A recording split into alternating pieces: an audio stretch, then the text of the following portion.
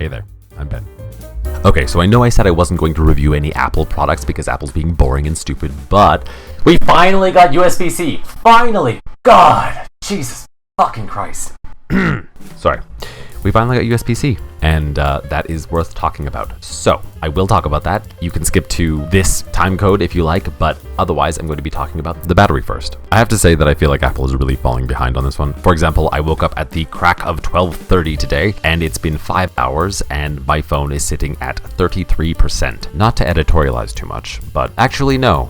To editorialize just the right amount, I'd just like to say that Apple executed the always-on display way too soon. They just don't have the battery tech to back it up. Now, it is better on the Pro Max because the battery, I think, is just generally larger, but Androids do this so much better. Like the always-on display, the background music recognition, which, by the way, Apple, I would really love to see because it is a very useful feature, and it does all of these things while seemingly just sipping on the battery life. The other reason that I wanted to do this review is for the action button. Hello, goth girlfriend. Love you.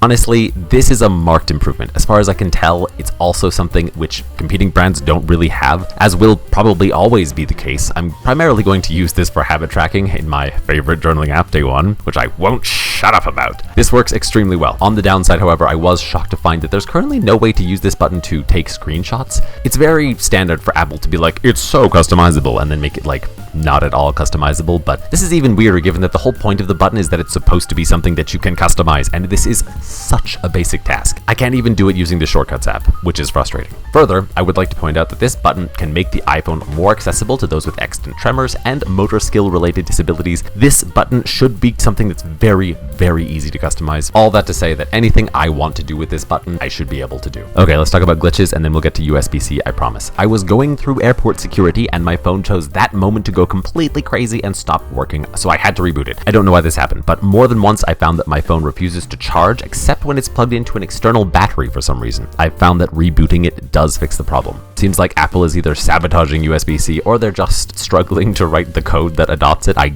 I don't know what the issue is here. Just guessing. Otherwise, yeah, I guess we'll see. That said, things for the most part have been quite smooth. I know this shouldn't be a big deal, but Apple doing the bare minimum and giving us USB-C is just, my hands are shaking. I did a little trip recently and all I had to pack was 2 cables. And I know in the analogy of a relationship, this is very my boyfriend has stopped shitting on the floor energy, but at the end of the day, it is totally wonderful to be able to charge my laptop, my headphones, and my phone with the same cable. Like everyone else has been able to do for about 5 years. And again, I'm just going to point this out because I'm extra salty about it. Apple only did this because legislation in the EU forced them to. Reminder that it's okay to be loyal to a brand, but Apple would sell your kidneys for $7 if they could get away with it. Okay, summary. Please note that these are just the notable/interesting topics. If I haven't discussed it here, it's probably safe to say that it works well enough. That said, if you are curious about something specific, leave a comment and maybe I'll make a short video about it or just reply. Otherwise, also, I only really did this review because a certain badass, stylish, creative, hot, and smart lesbian asked me to, and that was mostly for the action button, which, by the way, is great.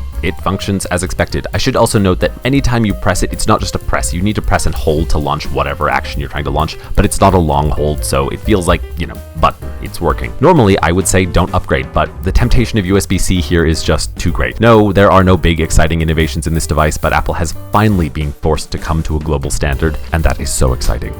Okay, thanks for watching all the way to the end of the video. This is BRBTG, I'm BRB, and as always, I'll be right back.